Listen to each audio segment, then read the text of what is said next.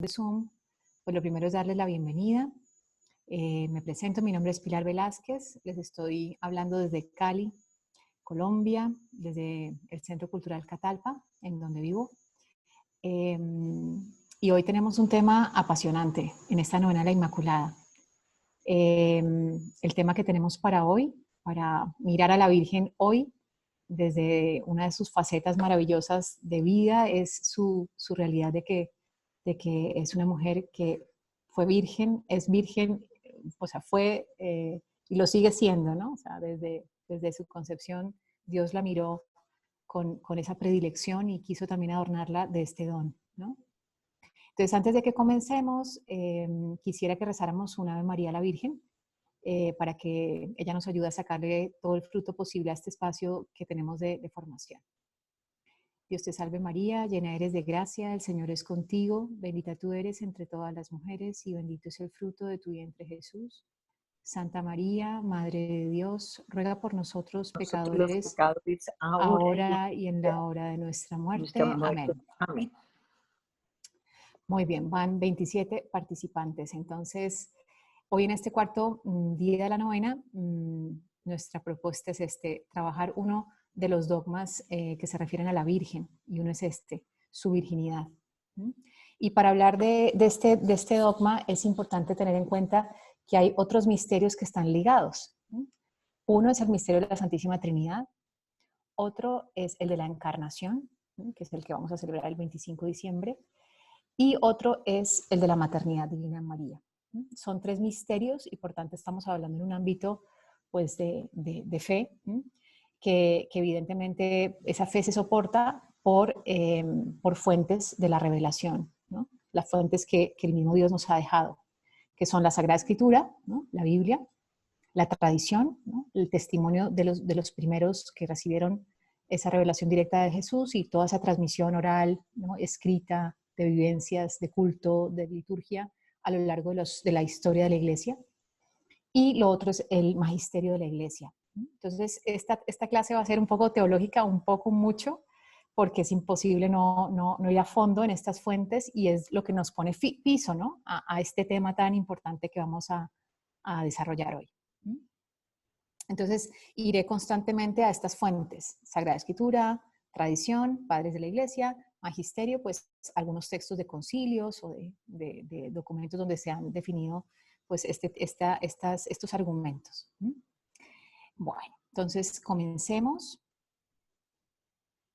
El contenido que tengo preparado para esta media horita está dividido en tres partes, ¿no? El primero es tres aspectos de este misterio, y es que la Virgen es virgen antes, durante y después del parto. Y uno dice, wow, esto, ¿cómo así? Un momento, hay que entender esto qué significa.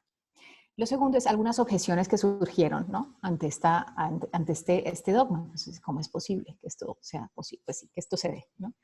Y vamos a entender o vamos a hablar rápidamente de algunas de estas objeciones que surgen y algunos argumentos para contrarrestarlas. Y el tercer punto serán algunos motivos pues, que la teología ha desarrollado o ha llevado sí, a definir, por los cuales pensamos que Dios quiso que su madre fuera virgen. O sea, motivos de Dios para querer a su madre virgen, ¿no? Que fuese una virgen. Bueno, entonces arrancamos por la primera parte y lo primero es, vamos a tocar un misterio, ¿no? Estamos ante un misterio, un misterio. ¿Por qué? Porque es impresionante, o sea, realmente uno piensa, la maternidad y la virginidad son alternativas de la mujer, o sea, o es lo uno o es lo otro. Una mujer no se dan las dos cosas, una mujer ordinaria como nosotras, ¿no? Sino es algo que, entonces, esto es lo impresionante del misterio, ¿no? Maternidad y virginidad son alternativas de la mujer, excluyentes por naturaleza entre sí, y que Dios ha querido reunir por milagro en su madre. Entonces aquí es donde empezamos a meternos un poquito en este misterio. O sea, claro, la naturaleza humana en cualquier mujer esto es o lo uno o lo otro, pero las dos cosas pues no se dan, no es posible. Bueno, en la Madre de Dios sí. ¿Y esto? Pues porque Dios es omnipotente. Dios todo lo puede. Dios no se sujeta pues ni al tiempo, ni a la materia, ni a, ¿no? O sea, tenemos en esto también que meternos como en otra lógica. No es la lógica humana, sino es la lógica de Dios, que por nuestra razón solo llegamos a alcanzar algunas cosas, pero no a comprender en su totalidad, ¿no? Bueno, otra cosa es esto, ¿no? Es este dogma comprende tres aspectos que lo mencioné ahorita como en el contenido de la clase que voy a desarrollar. Y es este que, bueno, lo expresó Pablo IV en 1555, y es: la Madre de Dios perseveró siempre en la integridad de la virginidad, es decir, antes del parto, en el parto y perpetuamente después del parto. ¿No? No sé si todas habían planteado esta dimensión de la virginidad en esos tres ámbitos. Bueno, vamos a entender un poquito cada uno de esos ámbitos a continuación. Entonces, el primero es la Virgen antes del parto. Virgen, o sea, la Virgen es virgen antes del parto. Esto se refiere mucho, o sea, entender esta realidad también nos lleva al misterio y al dogma que vamos a celebrar el 8 de diciembre, que es el de la Inmaculada Concepción. O sea, Dios quiso preservar a la Virgen de esa gracia tan maravillosa, o sea, la llenó de gracia desde el instante de su concepción, ¿no? Y la hizo limpia de pecado, ¿no? Limpia de pecado. Entonces hay que arrancar también porque esto ya está en nuestra cabeza, o sea, esta es una realidad, la Virgen fue inmaculada desde el momento de su concepción, ¿no? Cuando ya San Joaquín y Santa Ana la concibieron, en ese instante Dios ya la libró del pecado original.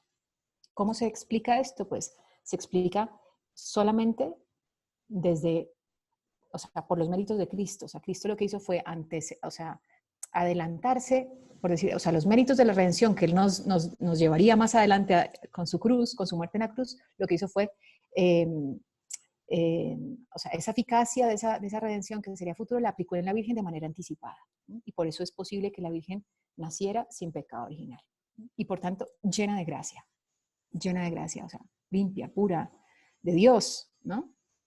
Entonces nos remitimos aquí a dos textos. Uno, Magisterio de la Iglesia, el Concilio Noveno de Toledo, en el año 693. Ya algunos concilios anteriores no los cito aquí porque el tiempo es escaso y porque no me daba más tiempo.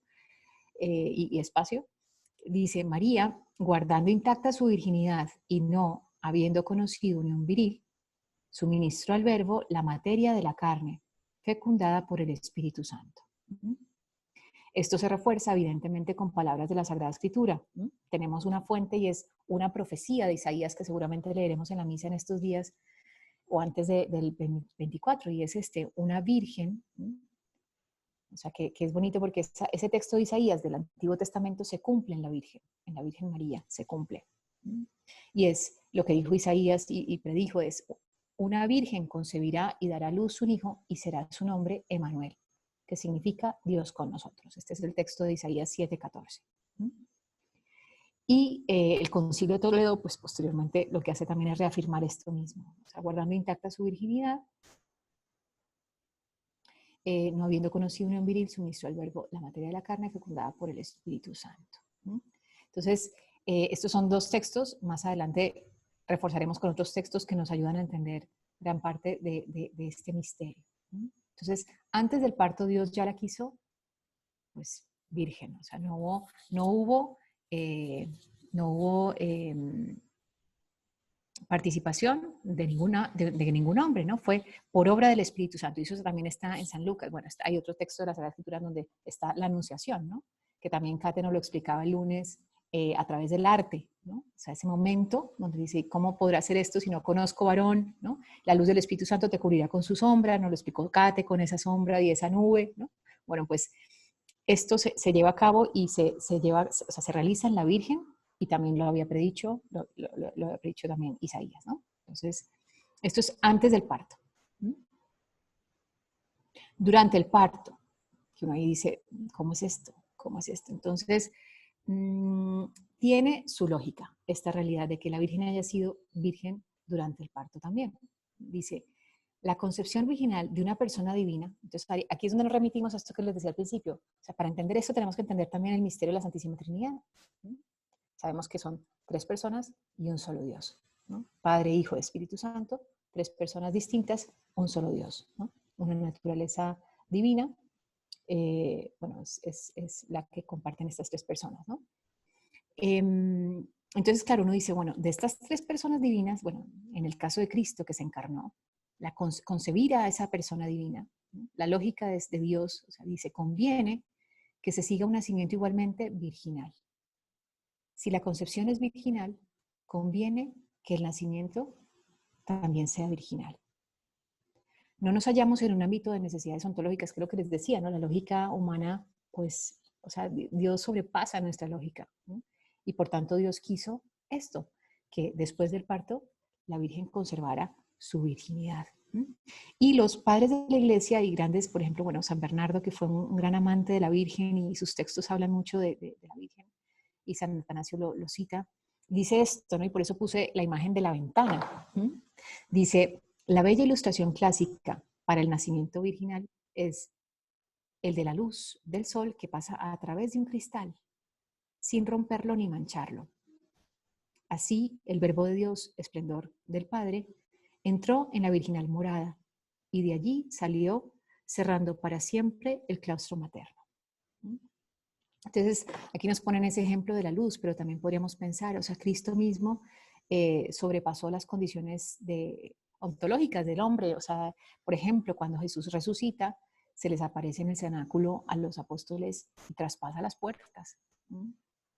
Son condiciones fuera de lo humano, ¿no? Pues estaba ya con su condición gloriosa. Bueno, en este caso, para la Virgen, Dios quiso también privarla o mantener esa virginidad durante el parto. ¿No? Bueno, y luego, después del parto, ¿no? Que aquí tengo unas fuentes adicionales, ¿no? Del Nuevo Testamento.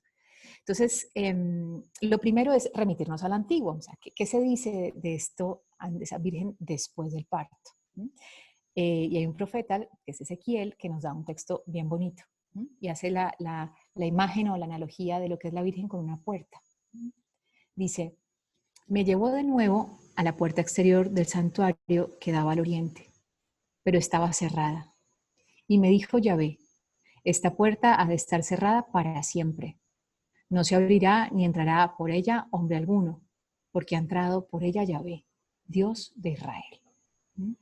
Entonces, luego los padres de la iglesia y bueno, teólogos, y bueno, en este caso cogí una cita, porque hay también de San Agustín, o sea, lo que les digo, hay infinidad de citas y cosas, pero era difícil escoger todas, ¿no? Y meterlas por aquí y transmitírselas en media hora. Pero cogí este texto de Santo Tomás de Aquino, gran teólogo, siglo XIII, que en la Suma Teológica describe o amplía un poco este tema, ¿no? Y dice, ¿qué es la puerta cerrada en la casa del Señor, sino que María será siempre intacta? ¿Y qué significa que varón no pasó por ella, sino que José no la conoció? ¿Y qué es que solo el Señor entra y penetra por ella, sino que la fecundará la virtud del Espíritu Santo? ¿Y qué es, y qué es, y que estará cerrada eternamente, sino que María fue virgen antes del parto, en el parto y después del parto? Bueno, entonces, otros textos que nos refuerzan esta realidad de la virginidad de la Virgen después del parto son los evangelios. Entonces, en el de Mateo, inicio con Mateo, Mateo tiene varios textos interesantes. Y uno que voy a citar se corrobora con el de Isaías que vimos al principio, ¿no? Y aquí San Mateo dice, la Virgen ha concebido, ¿no? En Isaías dice, concebirá y dará en futuro, ¿no? Y lo que hace San Mateo es citar a Isaías y es como si se realizara, ¿no? O sea, Mateo dice esto, se realizó, ¿no? Y dice, la Virgen ha concebido y ha dado a luz un hijo que será llamado Emmanuel. Esto es Dios con nosotros. Entonces, miren que San Mateo usa el tiempo perfecto. Él ha concebido, ha dado. ¿Esto qué quiere decir? Que la condición virginal permanece. El uso de ese tiempo verbal nos da a entender que esa condición virginal de la Virgen permanece. porque no es y dio y no, y concibió, no, ha concebido, ha dado a luz. Bueno, este es un texto de San Mateo que es bien lindo. Otro, dice, el mismo evangelista afirma que el ángel del Señor reveló a José que lo concebido en ella, en María, es del Espíritu Santo. Entonces también nos encontramos un texto en donde San José recibió ese mensaje también de parte de Dios a través del ángel y tenía clara pues que esa concepción de la Virgen, de María era virginal y bueno, que tendría esa función, ¿no? De protegerla, de proteger a Dios y a la Madre de Dios, ¿no? Y luego también dice, cuando San Mateo escribe la genealogía de Jesús, arranca por Abraham, ¿no? Entonces dice, y Abraham engendró a Isaac. Isaac engendró, y es larguísimo, ¿no? Que es que uno lo lee y dice, son un montón de engendró, hasta que llega a esto, ¿no? Y dice, hasta llegar a José, que dice, Jacob engendró a José. Y la Sagrada Escritura dice, el esposo de María, de la cual nació Cristo. No dice, y José engendró a Jesús. No. Dice, Jacob engendró a José, el esposo de María, de la cual nació Cristo. Esto es una manifestación, también una fuente que nos muestra que efectivamente pues ese nacimiento de Cristo pues fue por acción divina, no por obra humana. Y reconoce que viene pues también de la Virgen, de María, de la cual nació Cristo. En San Marcos, lo que manifiesta el que la Virgen pues sea la Madre de Dios, y esto es fundamentalmente que no se menciona a San José en San Marcos. En San Lucas, bueno, es que hay muchos textos más, ¿no? Pero quizás solamente me quedé en estos que están aquí. Pero bueno, otro elemento también de esta maternidad, bueno, más adelante, sigamos que tengo unos 5 minuticos. Ahora las objeciones. Entonces, son cosas que a veces hemos oído por ahí. Uno es cuando se habla de los hermanos de Jesús, que en las Sagradas Escrituras se menciona a los hermanos de Jesús. Entonces, donde estudié esto que les estoy contando, nos explican cómo, claro, en el léxico de la época hebreo, pues la forma de designar a los amigos o parientes cercanos, pues era hermanos, ¿no? Yo les cuento, por ejemplo, yo tengo un hermano mío que vive en Chile, ¿no? Y a sus amigos les dicen tía, tío, tía, tío, tío, y no son tíos, ¿no? Simplemente es una forma coloquial de mencionar esa amistad, esa cercanía. Bueno, pues igual pasaba con el Señor, ¿no? Entonces esos textos, y esto se corrobora incluso con fuentes del Antiguo Testamento, como entre Abraham y otros se mencionaba que eran hermanos. Entonces, igualmente puede pasar con Cristo que se hablaba de hermanos. Otra controversia, otra objeción es cuando se menciona a Cristo como el primogénito, claro, como si hubiera más, ¿no? Porque al hablar de primogénitos, entonces se pensaría que vendrían más, ¿no? Entonces, lo primero es que esta palabra primogénito, en el contexto en que se está usando, para la cultura judía del momento también se evidenciaba, ¿no? Porque el primogénito tenía unas condiciones legales o unos cumplimientos legales determinados para la época. Por tanto, se hacía énfasis de que era el primero, ¿no? Ese es el contexto en el que se entiende este tema del primogénito. No se habla de más hijos de María, ya más adelante lo diremos por qué, pero también pensemos, si Jesús hubiese tenido más hermanos, en el momento de la cruz, cuando él está muriendo y está San Juan junto a ella, Jesús no le habría dicho, Juan, bueno, ella tu madre y ella tu hijo, ¿no? O sea, la Virgen realmente estaba sola, o sea, no tenía a nadie más, ¿no? San José seguramente ya había muerto. Entonces, este es otro argumento también para entender que Jesús era el primogénito, ¿no? Y no hubo más, no hubo más. Ya entenderemos teológicamente por qué tampoco hubo más, ¿no? Y luego la ciencia empírica, evidentemente, o sea, entender cómo es posible que se consiga un ser humano sin intervención de un hombre, pues eso no, para la ciencia esto no. Entonces, es ahí donde uno dice, bueno, pues para Dios, o sea, si en la Eucaristía, ¿no? Se conservan, pues, esas especies de pan y vino, pero sustancialmente es el cuerpo y la sangre del Señor, ¿por qué no? ¿Por qué no? Pues el Espíritu Santo igualmente actúa en el vientre de una mujer y es el que, por el poder del Altísimo, pues hace posible que la Virgen tenga a Jesús, ¿no? Entonces, para Dios no hay nada imposible. O sea, Dios es el creador de este mundo, Dios, o sea, ¿por qué no puede hacerlo? Puede hacerlo, ¿no? Puede hacerlo. ¿No? Entonces, obviamente esto tiene un desarrollo que no me meto en fondo porque no tengo mucho tiempo, pero se los dejo ahí. Y ahora, motivos para querer Dios a su madre virgen. O sea, pensemos, Dios, ¿por qué pudo haber pensado? Bueno, yo quiero que mi madre sea virgen. ¿No? Entonces, pues lo primero es que Dios quiso manifestar que la iniciativa absoluta, la iniciativa de la encarnación era absolutamente suya, era de Dios, ¿no? O sea, el encarnarse Dios, el hacerse Dios un hombre, era una iniciativa de Dios. Por tanto, Dios fue el que tuvo que obrar, ¿no? en la Virgen y la escogió. La escogió desde antes de la creación de este mundo, ¿no? Ya en el plan redentor y cómo sería, Dios sabe más, ya no lo entenderemos cuando muramos y lo veamos todo en el cielo y lo entenderemos así, todo claro, ¿no? Pero es muy bonito, o sea, es Dios el que tiene la iniciativa por el infinito amor que tiene al hombre, ¿no? Pues quiso hacerlo a través de una mujer virgen, su madre, ¿no? Quiso hacerla virgen, limpia, llena de gracia. ¿No?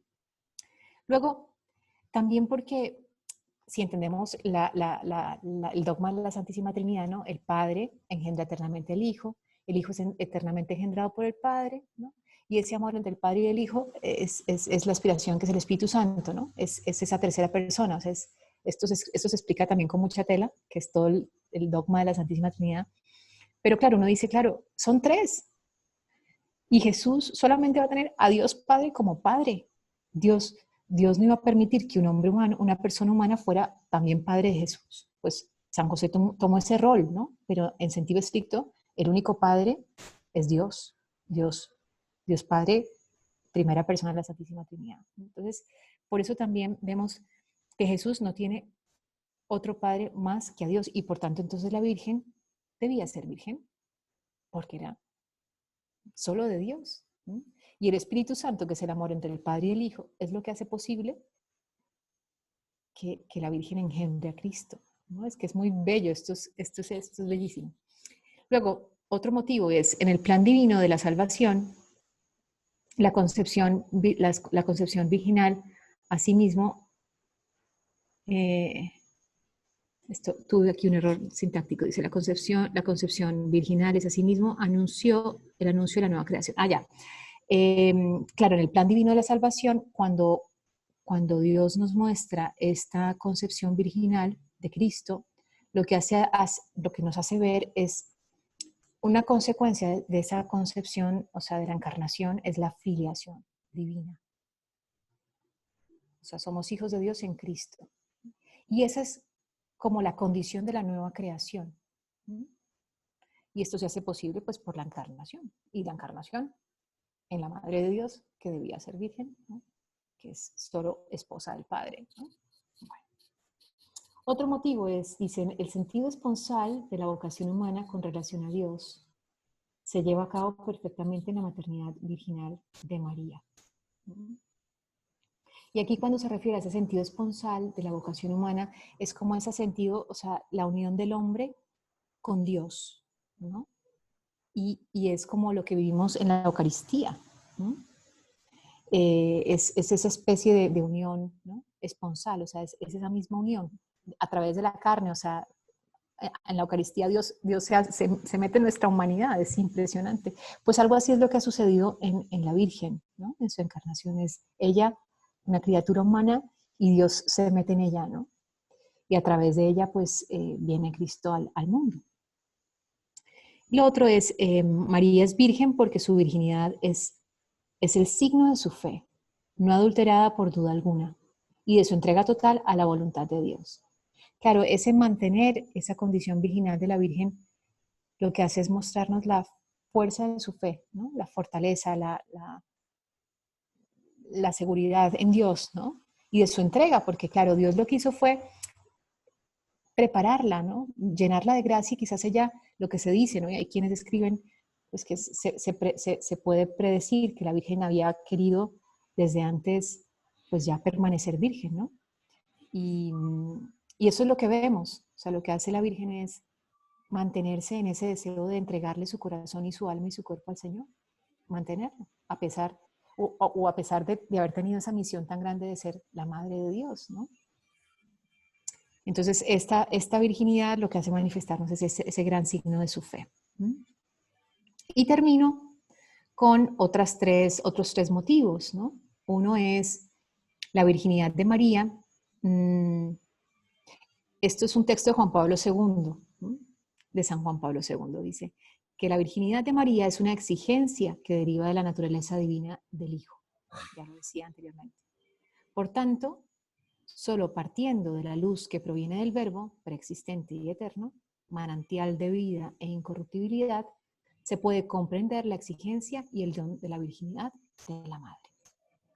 O sea, claro, es entender, ¿no? De dónde, de hecho, es que es el Verbo, ¿no? Es la segunda persona de la Santísima Trinidad, ¿no? De preexistente, eterno, ¿no? Incorruptible, y por tanto, pues eso exigía el don de la virginidad en su madre, ¿no?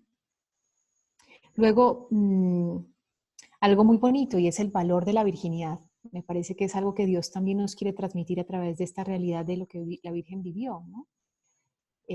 Porque fue virgen y madre, ¿no? Y eso nos lleva a darnos cuenta de la grandeza de la virginidad, ¿no? Y de lo que hace Dios a veces en la vida de los seres humanos cuando nos llama, ¿no? Nos llama, por ejemplo, al celibato apostólico y nos pide entregarle el corazón, el alma y el cuerpo al Señor, ¿no? Entonces es muy bonito porque es algo sublime, ¿no? O sea, la condición célibe es un don de Dios y esto manifiesta la grandeza. O sea, la Madre de Dios quiso ser célibe, el mismo Cristo fue célibe, ¿no? Y esto es muy bonito. Entonces, dice aquí, lejos de dejar incompleta a la persona, porque a veces uno pensaría, no, como que no pudo desarrollarse como ser humano porque no fue mamá, ¿no? Porque no fue papá. Bueno, pues no. O sea, lo que Dios está mostrándonos es que esta condición virginal es muy grande. ¿Mm? Dice, lejos de dejar incompleta a la persona, la virginidad asumida como entrega y dedicación total en cuerpo y alma a Jesucristo, la perfecciona con una actitud de corazón y fecundidad insospechadas. Y uno piensa, la Virgen no tuvo más hijos humanamente, pero nos tiene a todos nosotros, o sea, tiene toda la humanidad. O sea, realmente su fecundidad fue grandísima. ¿Mm? Dios la premió. Y eso es lo que sucede cuando Dios nos llama al celibato, ¿no? Y eso es lo que hace con nuestra alma, o sea, lo que hace es la hace fecunda, ¿no? Un corazón que agranda para poder llevar a Cristo a los demás. Y el último tema, y con esto ya me despido, es, claro, esta condición célibe, esta condición virginal, también nos habla de algo es como un signo escatológico, ¿no? Es decir, que estamos de paso. Y el Señor mismo en el Evangelio lo dice en algún momento, ¿no? Cuando le preguntan, ¿no? Esta viuda de la que murió este marido y luego se casó con su hermano y no tuvo hijos y se casó con su otro hermano y así hasta 7, ¿de quién va a ser esposa en el reino de los cielos? ¿No? Y el Señor le dice, pues de ninguno, o sea, porque en el reino de los cielos no nos casaremos ni nada, o sea, ya la condición será, pues es almas que solo estarán contemplando y amando a Dios eternamente, ¿no? Y gustando pues de su misericordia, de su amor, de todo lo que, no sé, de todo lo que es Dios que no lo tenemos aquí en la cabeza, ¿no? Entonces, esta condición virginal también es un signo de esto, dice, símbolo excelso del reino de Dios y de la existencia escatológica, pues en la resurrección ni ellos tomarán mujer, ni ellas marido, sino que serán como ángeles del cielo. ¿Mm? Por tanto, yo también pensaba, bueno, Jesús tampoco tuvo hijos, ni dejó, o sea, su condición célibe, bueno, es que es esta condición, ¿no? De estar en el cielo junto, o sea, no, en fin, igual la Virgen, igual lo seremos todos en un futuro cuando estemos ya frente al Señor, en el cielo. Así que esto es lo que les tenía preparado para hoy. Si quieren, terminemos con una Ave María. Ya me gustaría que hubiera preguntas, pero creo que somos muchas. Y bueno, yo tampoco es que sea experta, esto me lo preparé, pero bueno, nada, con mucha ilusión. Te recemos una Ave María a la Virgen. Dios te salve María, llena eres de gracia, el Señor es contigo. Bendita tú eres entre todas las mujeres y bendito es el fruto de tu vientre Jesús. Santa María, Madre de Dios, ruega por nosotros los pecadores, ahora y en la hora de nuestra muerte. Amén. Amén. Bueno, pues Entonces, no sé, para mañana, ya estamos en nuestro 5.º día de novena. Las esperamos entonces mañana para nuestro espacio de 6:30 de la tarde. Déjenme ver un poco qué tenemos para mañana.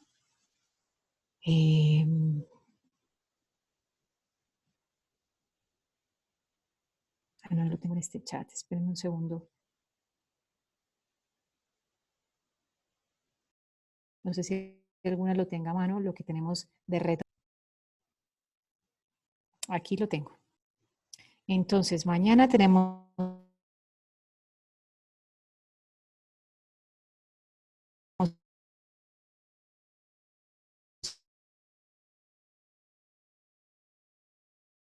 quinto día.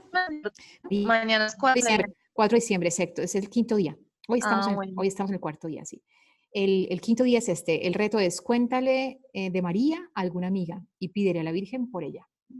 Y luego tendremos un testimonio para que inviten mucha gente, un testimonio de una persona, de cómo la Virgen María cambió su vida.